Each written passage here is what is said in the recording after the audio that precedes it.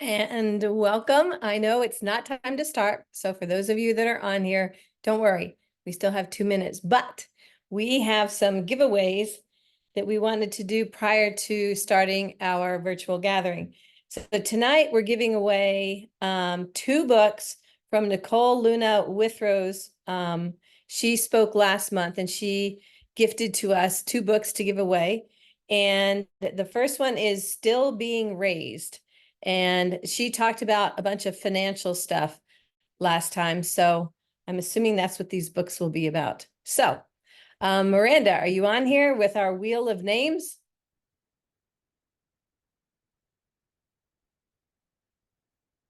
There is the wheel.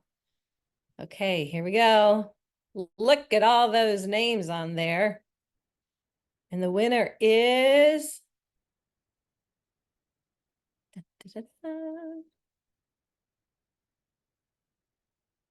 Juanita Gober. I hope I'm saying that right. Anyways, congratulations. You are the winner. And we will be in touch with you about how to best get this prize to you. So that was the book. It was Still Being Raised. Okay, the second one, this is Coco Finds a Compass. And if I remember correctly, this was a children's book. So let's go ahead and see who's going to win this wonderful prize next. I just am shocked by all the names that are on here. So this is fabulous. All right. And our winner is Cheryl Wright or Cheryl Wright. Anyways, if I messed up your name, I'm truly sorry. But you are the winner. So we will be getting in touch with you to find out how best to get to you, get your gift to you. And voila, look at that. It is time to start our virtual gathering. So welcome, welcome, welcome to all of you that are on here. I can't tell you how excited I am about tonight's guest, Andy and Doug with Hand Hewn Farm. I've known them for quite a while, and they are just a fabulous team, and I can't wait to hear what they have to tell us tonight. For those of you that this is your first time on a virtual gathering or the first time that you've heard about the National Ladies Homestead Gathering, you can find us and connect with us at www.nlhg.org. So if you want to know more about us, go to that website, go to our website at nlhg.org, and we welcome you. Just go through all the pages. There's so much there for you, and we're excited that you're here tonight. One of the things that's super important to us by offering this national virtual gathering is that you all understand why we are here and why we exist as a national organization. Our purpose statement is to empower women through homesteading. And so this is part of that, empowering, because we empower you with knowledge. And that is our mission statement, to share knowledge, build community, and grow friendships. And so all of this works together. This virtual gathering that we're having tonight accomplishes all of that. And we're so excited that you are here. Now, before we get started tonight, June has an amazing VIP opportunity. And June, if you'll explain, especially we've got new people on here, what a VIP is and how special they are to our organization, I would appreciate it. Thank you, Cindy. Welcome, everyone. We have our very invested partners. You will also often hear us talk about our VIPs, and those are very invested partners of our community. And those partners are the ones that decide they're going to pay the $35 annually to support and come walk alongside us in driving our mission forward. As a VIP member, you'll enjoy exclusive benefits and opportunities to connect with like-minded women who share a passion for community and homesteading. And we do that online here, and we do it online in our private community forum.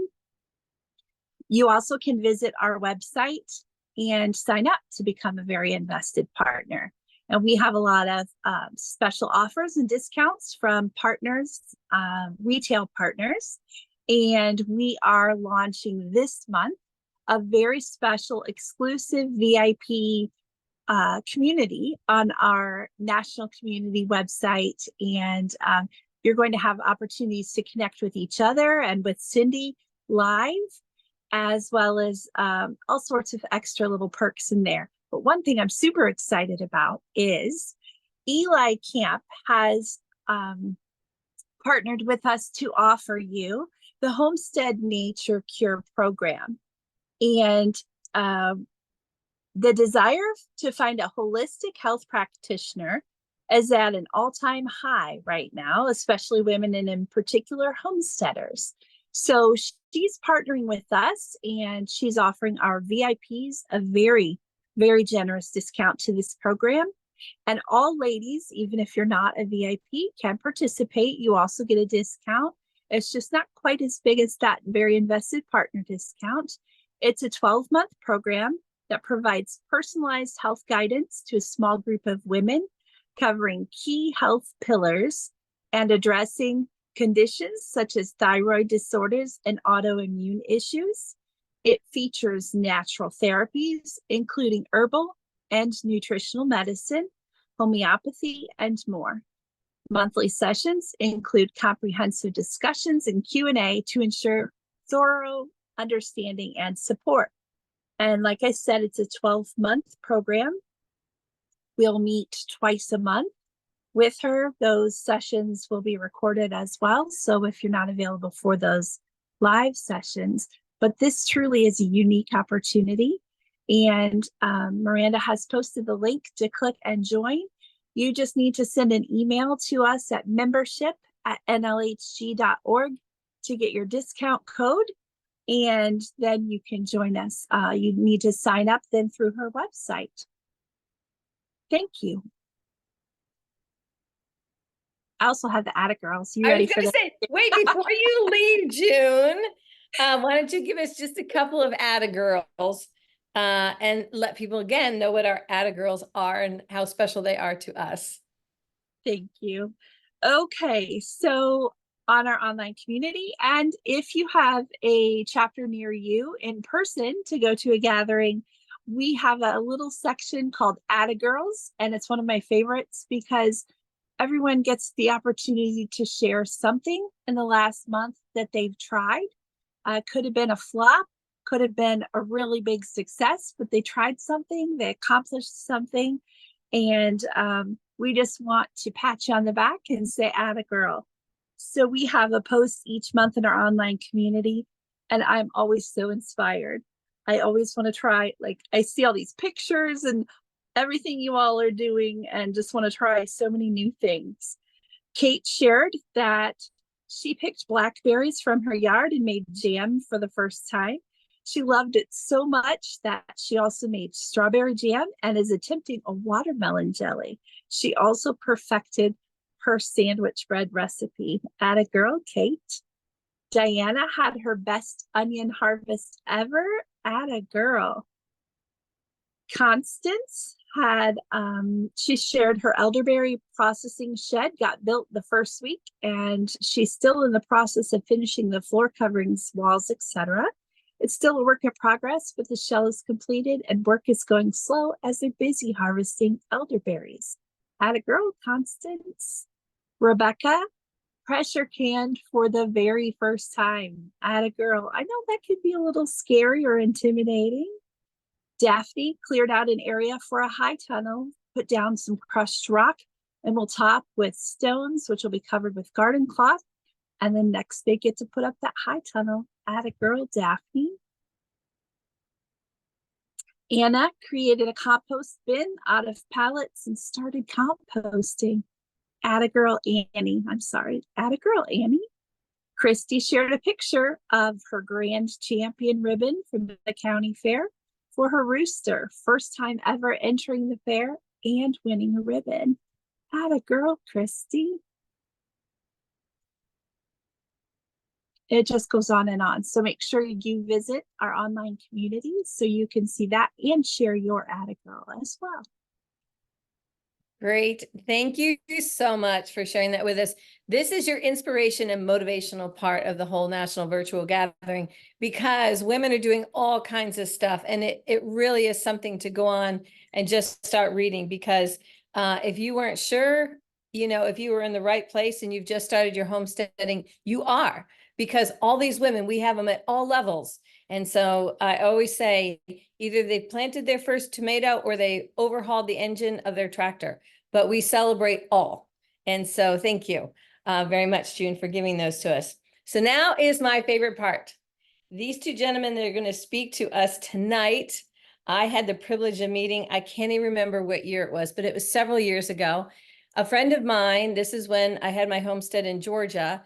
A friend of mine said, hey, I'm going to hold a butchering class here at my farm. Do you want to come to it? Because she raised hogs and I bought my feeder pigs from her to raise out to sell to people. And so I said, sure, I'd love to know how this whole process goes. And so she said, there's these two guys from Ohio and they're coming in to do this class. And I was like, well, this will be fun.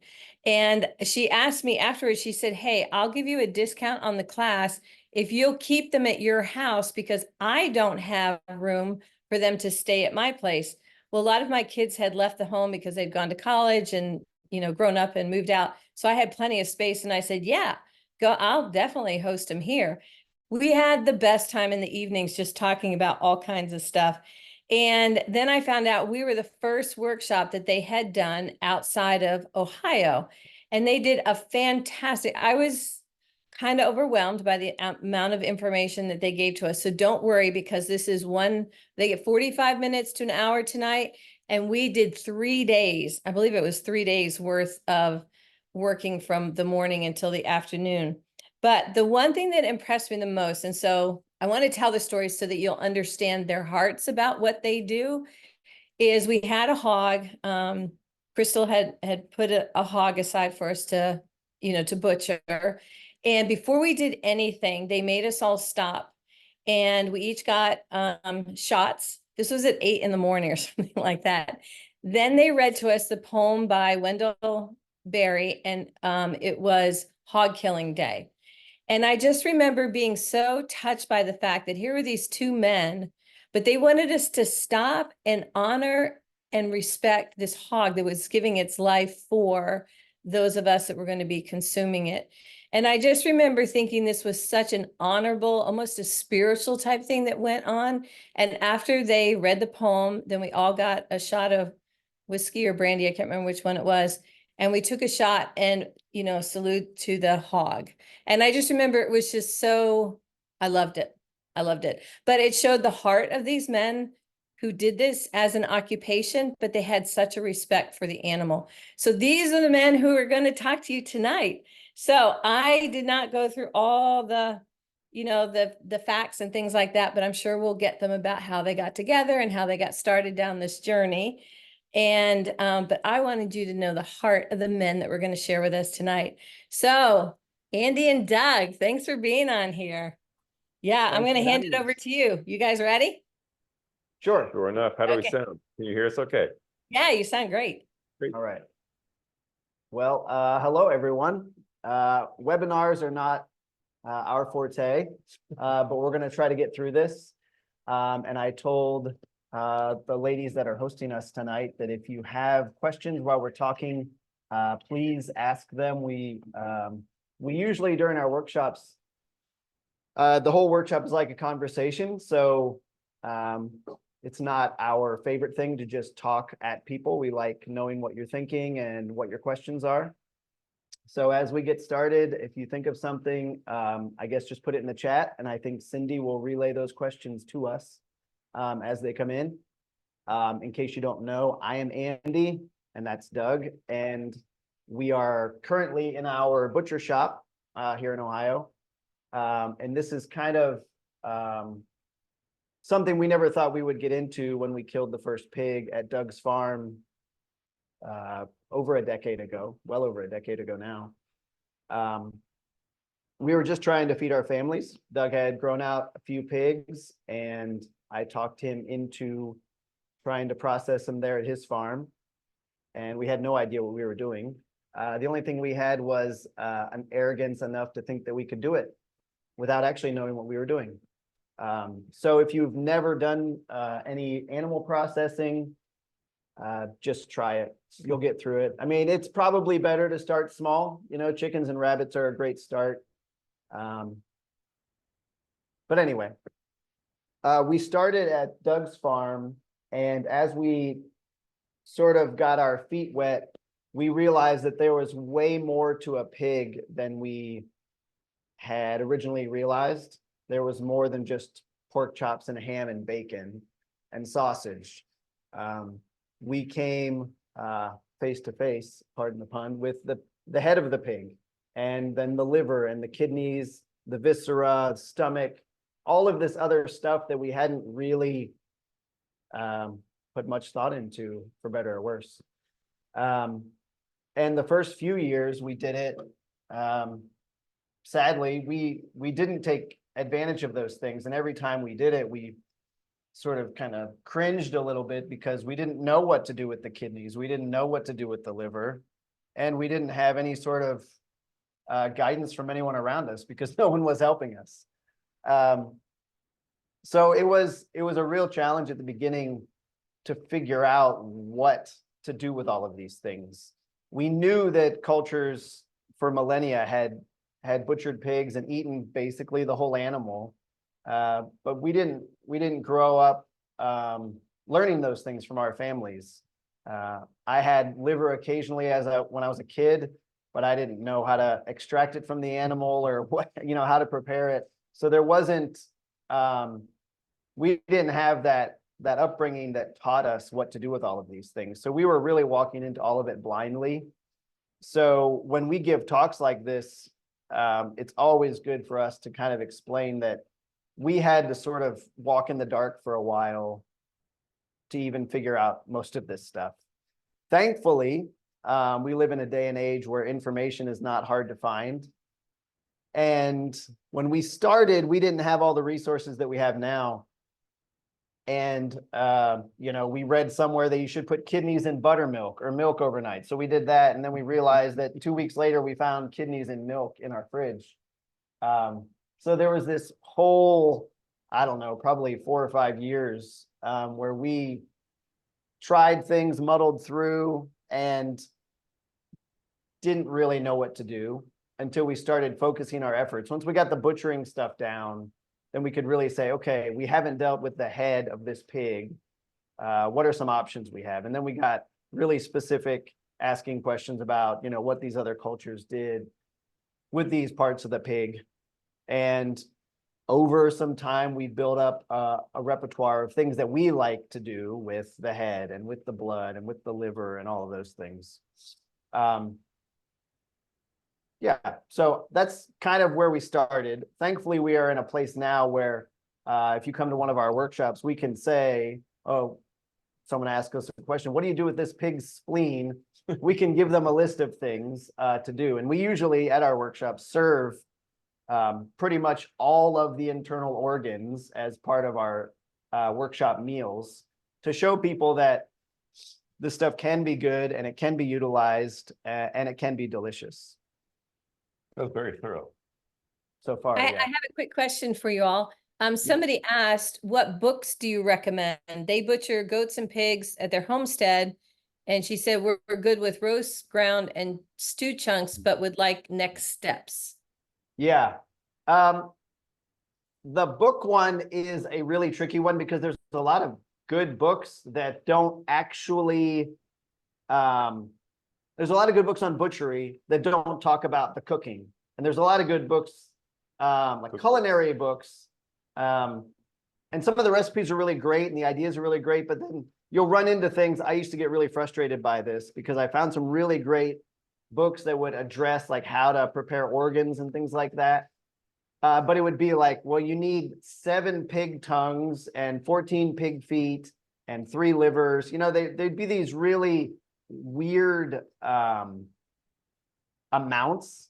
And when Doug and I are doing this, we're dealing with 1 pig. We get 1 liver, 2 kidneys, a spleen, 4 feet, 1 head. So the short answer is you have to go through a bunch of different books and pick out a bunch of different information. There's not like one seminal book that kind of teaches you all of that stuff.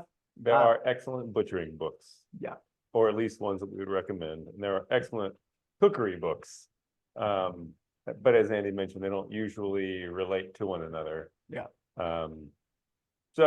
But we do tell people when it's time to actually butcher the animal, whatever the animal is, if you're comfortable in the kitchen, then butchering is not a problem.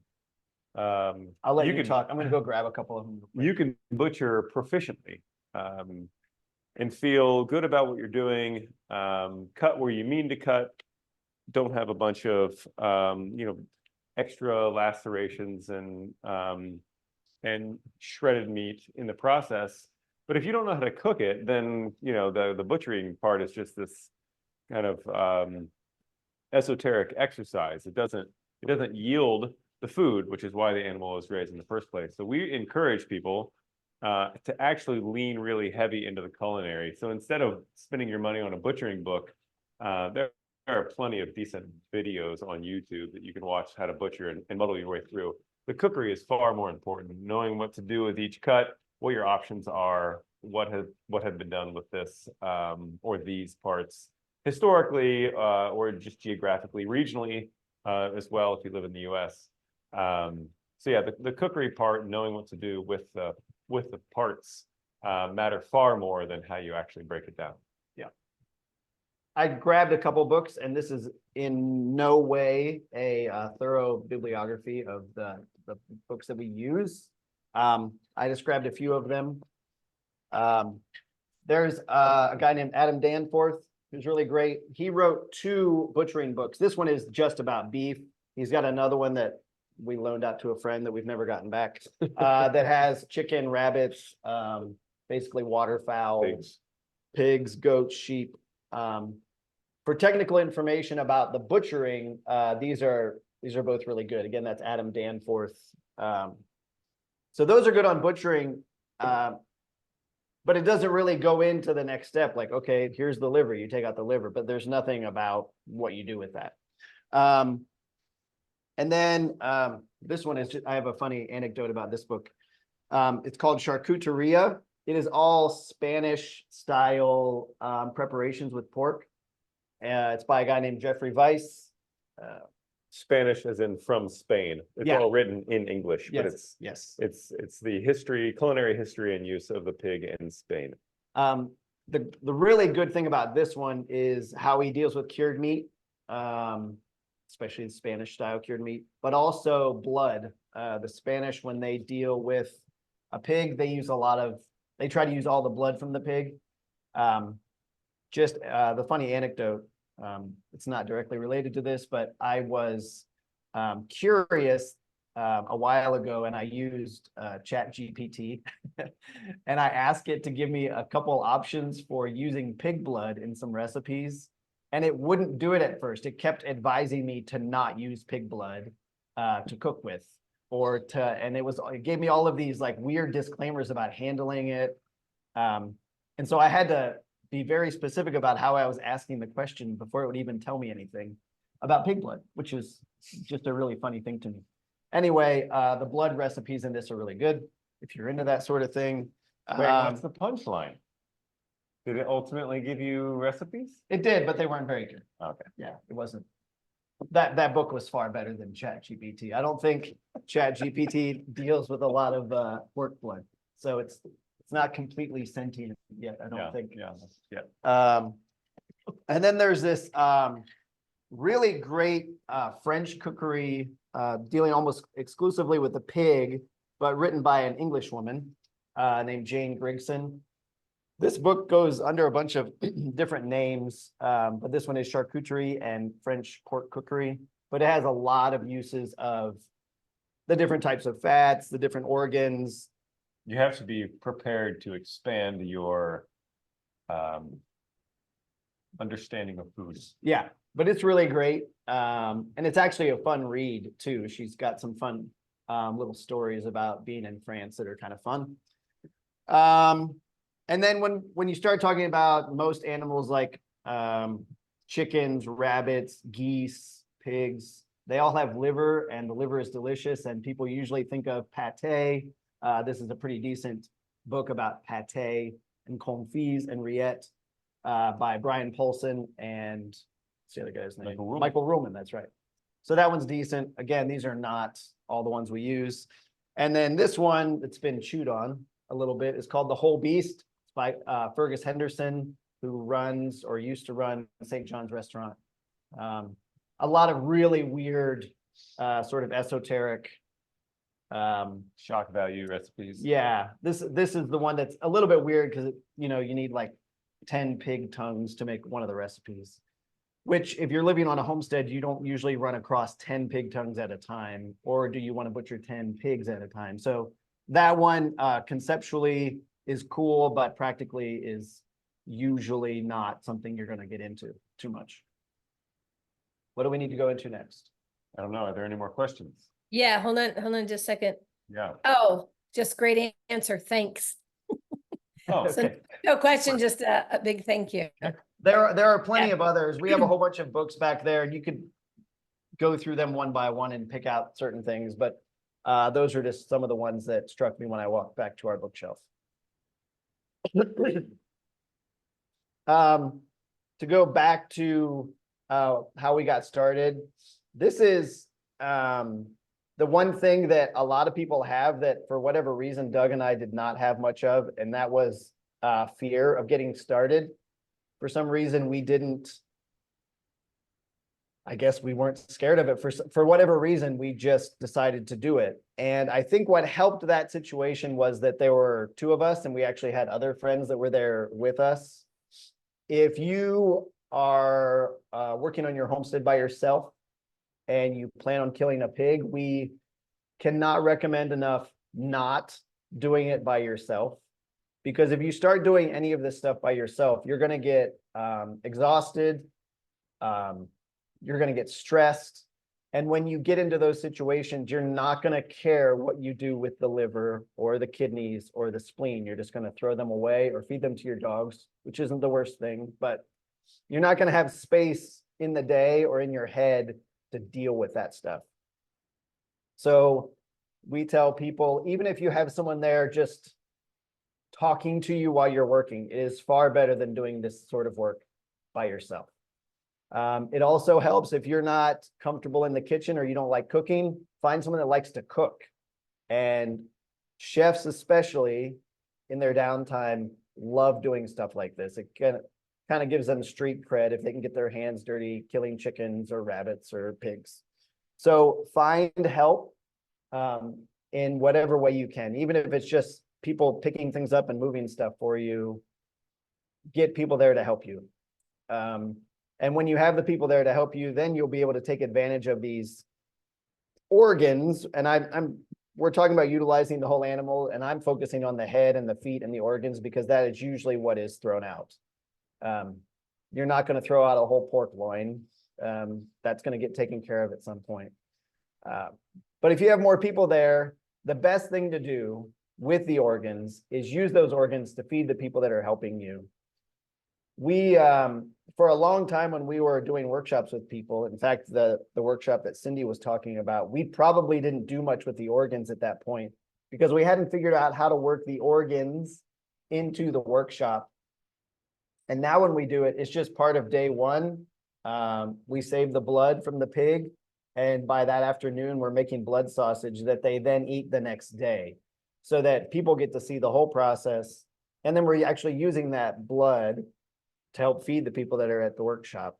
And the first night, we usually are cutting up liver, kidneys, heart, spleen with some of the pork hanger steak.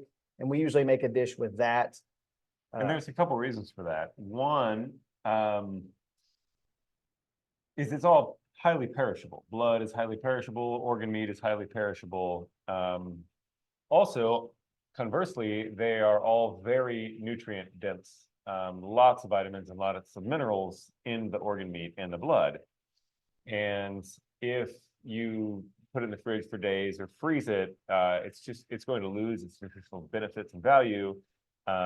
And also, we remind people there's a high likelihood that you're never just going to pull out frozen kidney or spleen out of your freezer for meal prep. It's just not going to happen. So if you utilize it early on, then, and we actually made a point of prioritizing the offal, which are the organ meats, and then the blood. and also for our parts, the intestines, the casings, which we clean. We prioritize those things because no one is ever going to not get around to making bacon or ground sausage or cutting up their pork chops, or any fresh cuts for that matter. You're going to make that happen. But if you put the less desirable things kind of in the back, or on the back burner, those are the things that are going to get forgotten about and neglected. And then 4 or 5 days later, after you've kind of recovered from the butchering experience and all the people over and messes that were made and the dishes that needed cleaned and everything is properly put up for the season, then it's time to get back to or revisit the organs and the blood that you put in containers in your fridge. It's just not going to happen. So if you prioritize it, you can capitalize on their value. You will kind of avoid the inevitable of throwing it away. But then also, as Andy mentioned, you can feed a multitude of people that are there helping really good, valuable food that isn't at the expense of the butchery, which is going to happen over subsequent days. So the organ meat should be enjoyed immediately, and then the butchery can be done, as time allows. Yeah. And in we're probably jumping around a whole bunch, but as Doug was talking, I was reminded of what Cindy was saying about the poem that we read. And it was always What's it interesting. called? It's For the Hog Killing by Wendell Berry, Very good. who just turned 90. Did you see that? Legend. He's a legend. So it always bothered me when we didn't, like when we would leave kidneys in the fridge, or have a frozen spleen in Someone freezer, else's fridge. or someone else's fridge. And I went through a stage where I got irritated that I was irritated. I don't know if you've ever had those occasions where you're just mad that you're mad, because I would think, well, it's just the kidneys are like tiny. It's not that big of a deal. And I pinpointed the fact that like I was irritated by it because it felt so wasteful, because we're actually killing a pig. Like, it's one thing to well, I saw it today in my garden. We let a tomato get too ripe and it rotted on the vine, which also irritates me, but there's tons of. Would you there's calm down? I know, I'm so angry right now. Jeez. But a rotten tomato does not have the same effect on me as wasting part of the pig, because the stakes are not nearly as high with a tomato. That tomato plant gives plenty of tomatoes, and I've got plenty of plants. But when you're killing a whole pig, I realized that waste and that provisioning, as Wendell would say, the fact that I was in charge of it and I wasted it, I really got frustrated by. And so and I think Doug did too, but we really started to strive to figure out what in the world to do with this stuff. And unfortunately, Doug and I had no other people in our lives to lean on to say, oh, how do you prepare your kidneys? Or what do you do with your pig heads? There was no one in our world at that time that could tell us anything. That would have been a silly question for just about anyone we knew. And our parents and our grandparents didn't really have much of an answer. My grandma gave us a little bit, but not really the substance that we wanted, which was irritating at first. But what we also realized is we're not bound by what grandma says or what our parents said. We could start looking in other places. So now when we talk about dishes for blood, we're not bound to what the Germans do or what the British do or what the Scots do or anyone else. And so we were able early on, when we started really trying to figure some of this stuff out, we just tried to find the best thing we could make with those products. So now when we do a blood dish, it's almost always a morcilla from Spain, because we've tried a bunch of them from Germany and France and the UK, and the morcilla from Spain, and there are many varieties of them. Most of them we prefer over those other dishes. So we didn't have to worry about offending our forefathers. We didn't have to worry about any of that because there was no one there to irritate or to bother. So we just started finding things that we enjoyed. So we started building up this new culinary tradition off of all these different places in the world that made excellent products. So our blood dish is usually from Spain, though every once in a while we'll dabble in Italy because they have a fun chocolate pudding that they use pig blood in. That's, In Finland. yeah, in Finland, or blood pancakes. So it was frustrating at first, but we realized, oh, we have this freedom that we should take advantage of. So now when we make dishes with pig liver, we like to do French pâtés, but we also really love liverwurst from Germany. So it's, I think some people might be signed on to this chat or this talk because they don't know what to do or they're interested. And we don't always give everyone all the answers because we don't always have the same palette that you may have. And we're just trying to let people know that there are so many options out there. You can, I mean, the world is your oyster, as it were, and you can kind of do whatever you want to with these products. And there's plenty of information to find what to do. It's just the curiosity and the willingness to start doing it, which is what we've done and what we teach. I want to believe people are applauding right now. Yeah, they should be. They're standing up in their chairs. Oh. Yes, yes, like the Olympics. Cheering us past the finish line.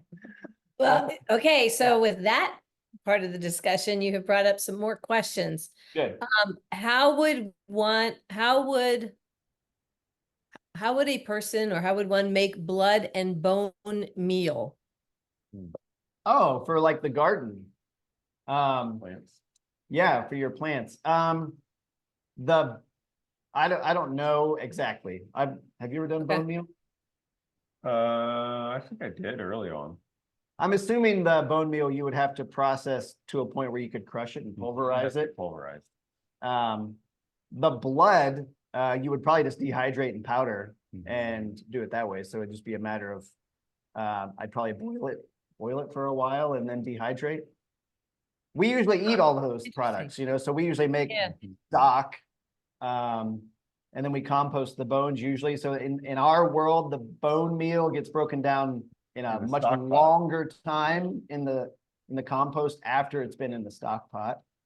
And then the blood we just eat. Now, in the case of chickens, when we butcher chickens, usually the blood and the feathers are all together and they go into compost and then find their way to our gardens that way. Yep. But yeah, we don't do a lot of blood or bone meal making. Okay. That's helpful. What is your favorite thing to do with the pig heads? So we've gone through a couple different things. At our workshops, we always talk about the stock pot because we have a huge stock pot that basically we can fit all the bones of the pig into one pot. And then the head usually goes in there, but before we put the head in, we make sure there's no hair on it. It's one thing that we haven't touched on.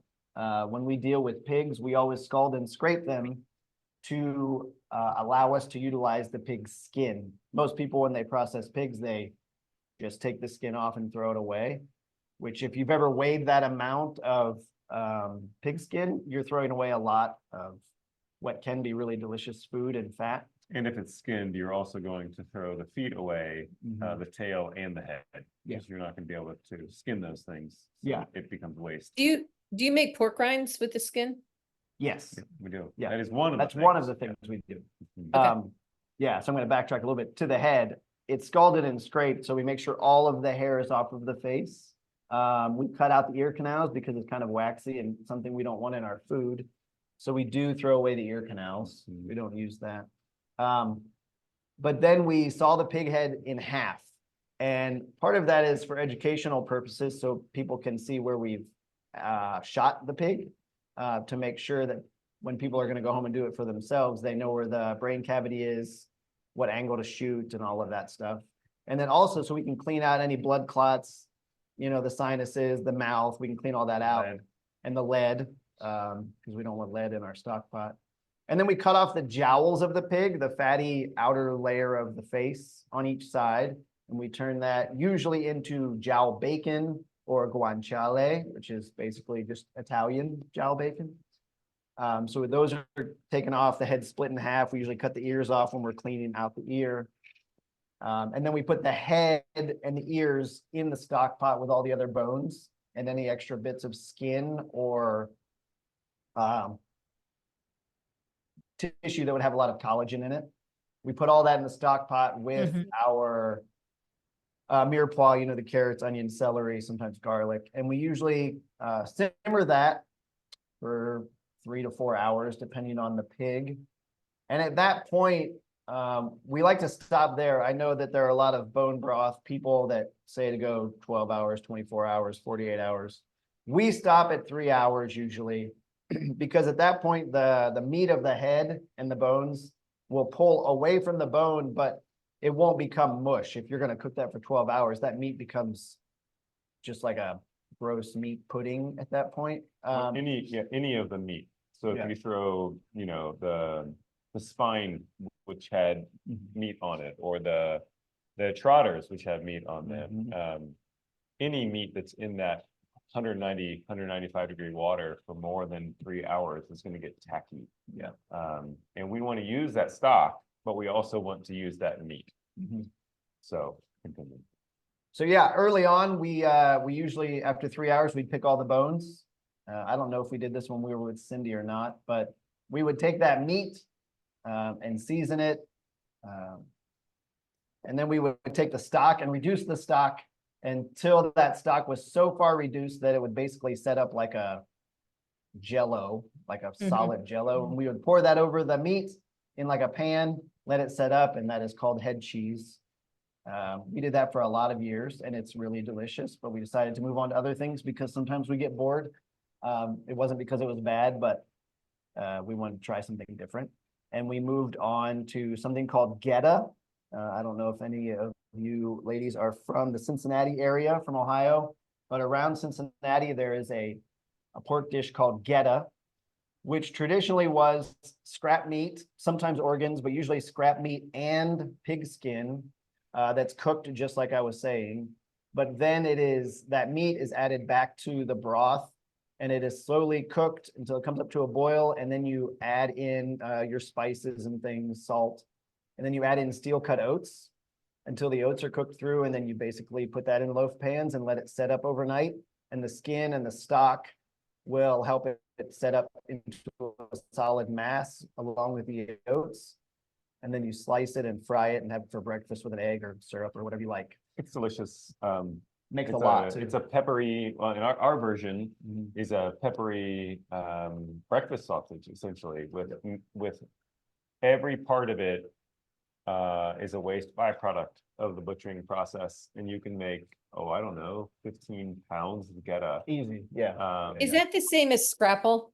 It's Very similar. Yeah, there are Okay. a bunch of iterations depending on your heritage or genealogy, where you're from in the world.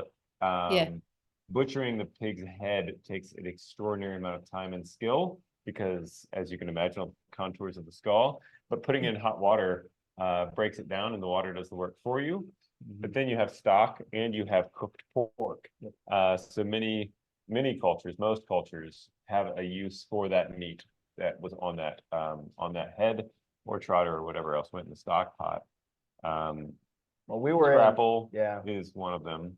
We were in Kansas not that long ago, and one of us mentioned to the host family that if they didn't want to make those dishes, you could also just pick the meat off and make tacos. Yeah. And so the mom of the family got out some tortillas, and we had delicious head meat tacos. What is that in Spanish? The carnitas? No, the head. Yeah, it's actually taco de cabeza. Yeah, taco de cabeza. Yeah, so you can just take the meat right off of the head. You could throw barbecue sauce on it and just put it on a sandwich. I mean, Yeah, at that point, it's delicious. It's just it's well cooked, well seasoned pork that you then throw in a skillet with whatever sauce you want. It's lovely. Yeah, and to give you an idea, like that, even if you didn't add the cereal grains to it or whatever, you would have pounds of meat off of the head and the bones.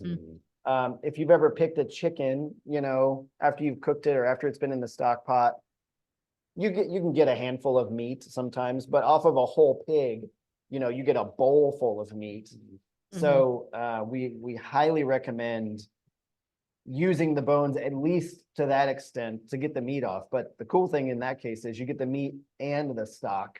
And usually with a whole pig, it's gallons of really delicious stock as well. Mhm. So I I'm going remember- to pause right there before we move on, though, because using everything, the stock pot is a big deal in this Mhm. respect, because if you want to know how to use all the trimmings that aren't going to be ground, then they're probably going to go in the stock pot. And there are all kinds of ways to make stock, and most of you are familiar with them.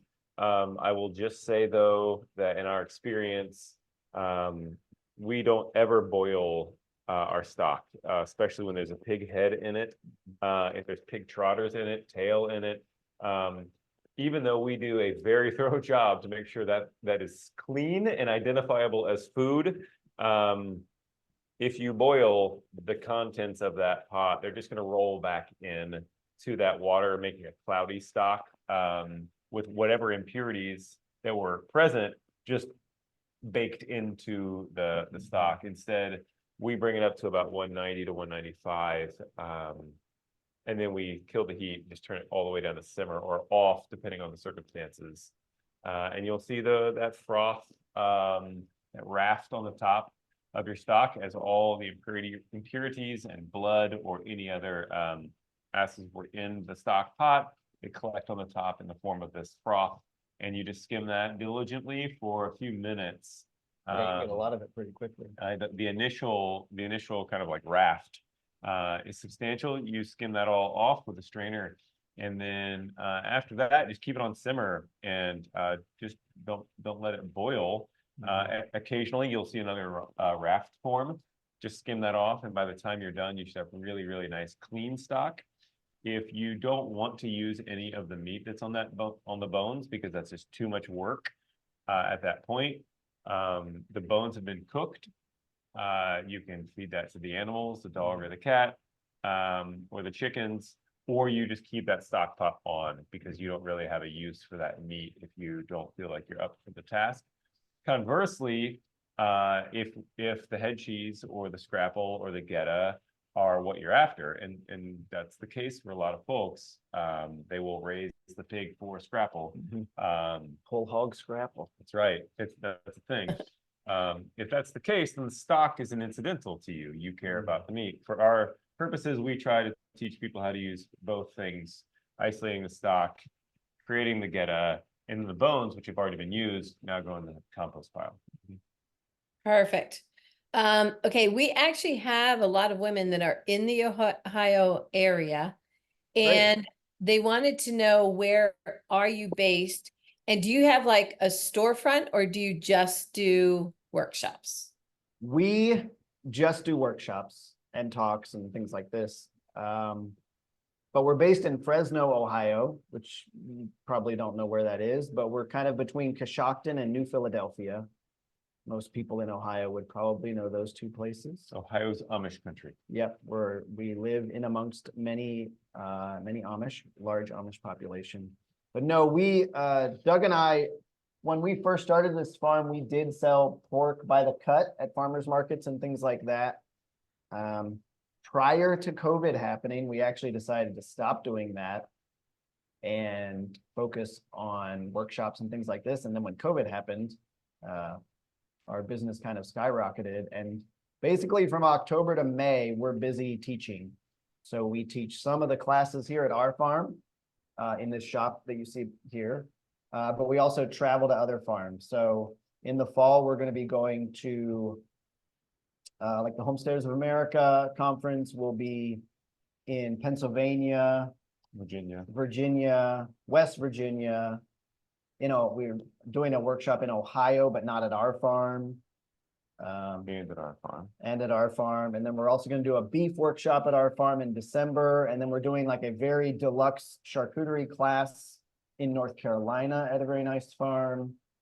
And then January we'll be in North Carolina again, and Kentucky. Maine. And we'll be in Maine in New Jersey. April, and New Jersey. So we go all over the place. Nice. And Is it this keeps all on your us- website? Like, Yeah. or where you're gonna be on your website? Okay, so We it'd be are, best, we are finalizing some of the schedule, but some of those workshops are already on our website. Yeah. okay. And so can people just go on and then see if there's any room available if they Yeah, wanted? if you go to, so some of the workshops are handled differently. Sometimes the host farm handles the signups, but so if you go to our Okay. events page, on the events page, it'll have all the workshops that are open to the public. Some of our workshops are private and you don't see those, but Hmm. many of them are public. So you can go to our events page and any that are solidified with dates and everything, you can go there. And you can either sign up on our website, depending on how we have it set, or it'll take you to another Okay, website of usually of the farm, or you'll have contact information for the farmer to sign up. okay, perfect. Yeah. All right, another question for you. Do you have favorite breeds of pigs, beef, and or poultry? I'll let Doug handle this one. No. Um, We like that answer. No, the truth is, even if I did have a favorite, that's all skewed by things like feed and practices and context, husbandry. So for me, I would rather have a commercial pink pipe pig raised well out on the woods, out in the woods of Appalachia where we are, than some papered heritage breed kind of couture pig raised in confinement under a barn, fed organic feed. So for my part, I would always rather the husbandry win, not the breed. If the pig is raised well, you're going to get great pork. That's kind of the bottom line. Some pigs have a disposition to have a nicer carcass than others, whether that's fat to lean ratio, their ability to convert feed to protein, their grow out time for sure, intermuscular fat, all of those variables, they exist in the world of breeders. But at the end of the day, a well-raised pig is more important than the breed of said pig. So as far as other creatures, beef, we've had really great luck with Highland And Hereford, Dexter. In fact, unless you're putting down a dairy cow, or your genetics don't really lend themselves well to all grass-fed and finished, we've had phenomenal grass-fed and finished beef. But we've also had grass-fed and finished beef that was very similar to deer.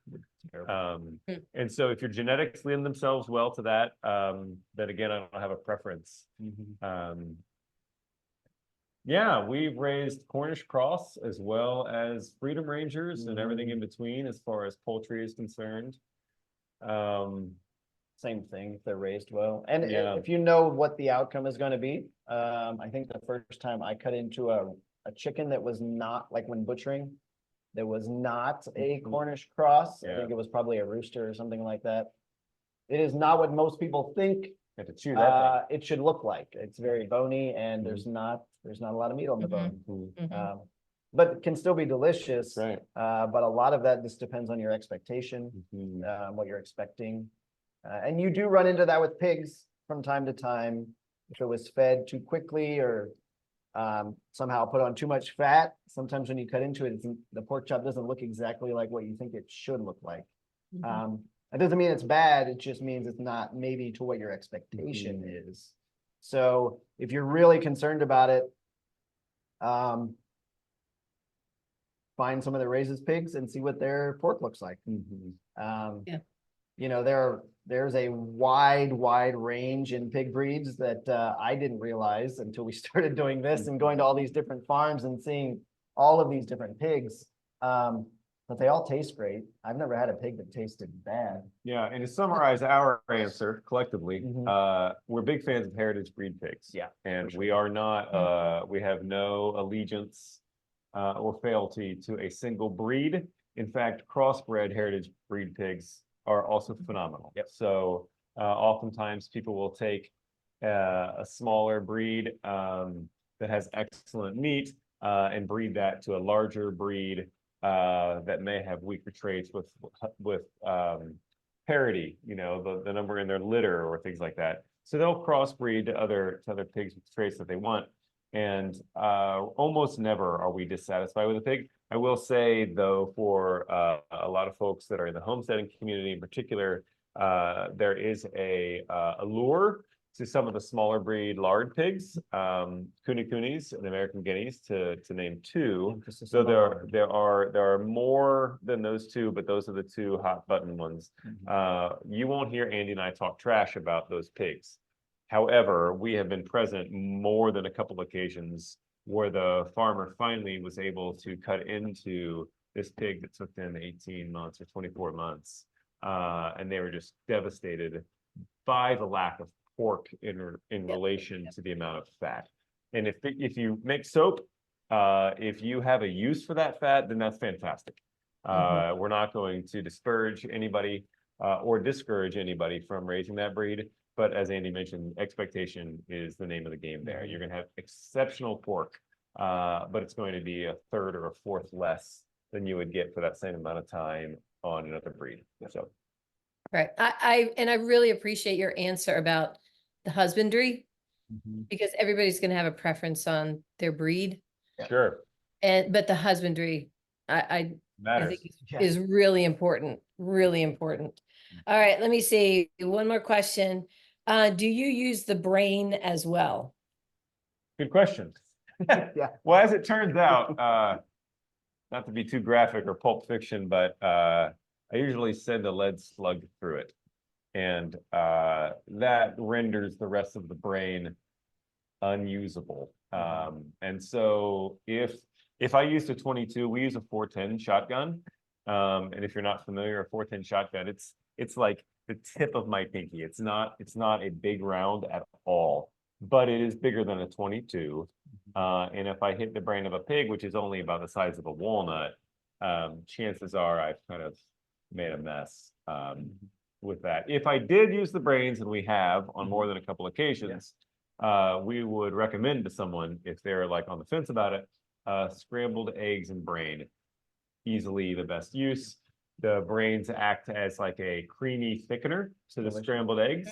And so you may think there's heavy whipping cream or like ricotta or both within scrambled eggs. If you fed it to your kids, they would just think your eggs were fluffier today than they've ever been. There would never be an off-putting smell or taste at all. Yep. Good to know. Good to know. All right. Somebody else had a question, and I know this can go long, so I'm going to say 2 for each of you. Okay. Favorite pork recipe, Oh, recipe. Favorite pork recipe. or a favorite dish or something that I've you got make with. This is just to be silly, but you take basically the ass of the pig, pardon my French, off the back of the femur, Culo. culo in Italian. So no bone in it. And then you add, You stuff it into its own bladder. well, you have to add an appropriate amount of salt. So the recipe is a ham and salt and some black pepper. It's one of my favorite recipes, but that's being kind of silly. But it opens the door for curing talk, which we can talk about for a second. But Yeah. the thing I was talking about was culatello, which is a boneless, dry cured ham that is then aged for a year to 18 months, maybe even up to 2 years, and then sliced thin. I actually sliced some to eat while we were waiting, and I think I have a piece of it here. If you've never heard of Somewhere. culatello, which would be understandable if you've never been to Italy, it's basically the best part of the prosciutto leg. So if the prosciutto, which is a bunch of muscle groups, was isolated into the best inside of it, the culatello is it. Oh, man. They're still really good. Excuse me. It's still really good after all these years. Yeah. So that ham is that's at least 2 years old, maybe 3. So I love curing pork. I mean, I know Doug does too. So when you say recipe, it's just kind of a funny one because the recipe is ham, salt, and pepper. But there's a whole bunch of other things that you have to do. The process is way more important than the actual ingredients in some of this case. But then it's you cure it in the fridge for a month, take it out, stuff it into a pig bladder, which we also save. There are some. Yeah, I see him hanging. And then you hang it up in a cool, hopefully well ventilated, but humid environment for a year, year and a half. Then you take it down and slice it thin and enjoy it during your webinars. So that's one of my favorites. Yeah, Man, there's so many. Yeah, go ahead. it's impossible to narrow that down, obviously. And while we respect the challenge, it really depends on the meal. You know, the pig is so unbelievably versatile. People ask us all the time, do you do goat workshops or sheep workshops or beef workshops? And the answer is, well, yes, we do. The beef is really big. It's a huge animal, and we always require 2 of them. One to demonstrate the slaughter and the skinning and the eviscerating, and the other the butchering. And that's just too much meat to do more than once a year. Mhm. And then the sheep and the goats and all the other quadrupeds, you can't do with them what you can with pigs. So the pork and the pork fat lend themselves to curing and cookery in ways that other animals don't. Now, I love steak more than I love a pork chop, to be clear. However, the versatility with a beef is so unbelievably limited. There's no sex appeal. You've got your steaks, you've got your ground, you've got your roasts, and that's almost the entire animal. You can make bone broth. You can make 1 or 2 cured cuts. You can pickle the heart or the tongue, and that's it. And if I were to try to just list the things that I'm aware of what you can do with a pig, we could quadruple the length of this webinar, and I wouldn't even run out of things. Yeah. The pig is so versatile that whether we're talking about curing, roasting, grilling, smoking, there are near infinite uses. But I bring up the smoking because I love throwing pork on the smoker. I love it. I just pulled out some ribs. I'm going to do some pork ribs this weekend. And I love the ribs, but I have to say the pork butt, which in our world is usually capicola, is what we call the butt, the boneless butt that we cure and age. Which is actually the shoulder. It's actually the shoulder. You go to your local butcher and you ask for a butt, a pork butt, a pork shoulder. Generally, you're going to get this rounded piece of meat, sometimes with a partial shoulder blade in it. And that's what you would put on the smoker for many, many, many hours, usually 10 to 12. And that's what you would shred and have for pulled pork. And you could throw that in the crock pot too, but it's not going to be quite the same. And so the long approach of the dry rubbed pork butt on the smoker for 10 to 12 hours is, don't even open the barbecue sauce. It's just what it wants to be right now. Yay. All right, one more question because we're running out of time. What's the most accessible way to prosciutto everything? She said we won't be getting into pigs for a year or so, but we've got a couple of goats mowing our yard until butcher time in the fall. Is she asking about how to make prosciutto out of goat or how to do that with a pig? Yeah, the prosciutto everything is in quotes, so I don't know if it's yes with goat, she said. Yes. So, yeah, you can salt just about any flesh of any quadruped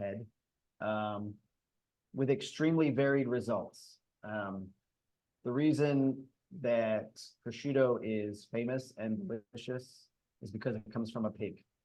And a pig has what no other animal has, which is pig fat. Yeah.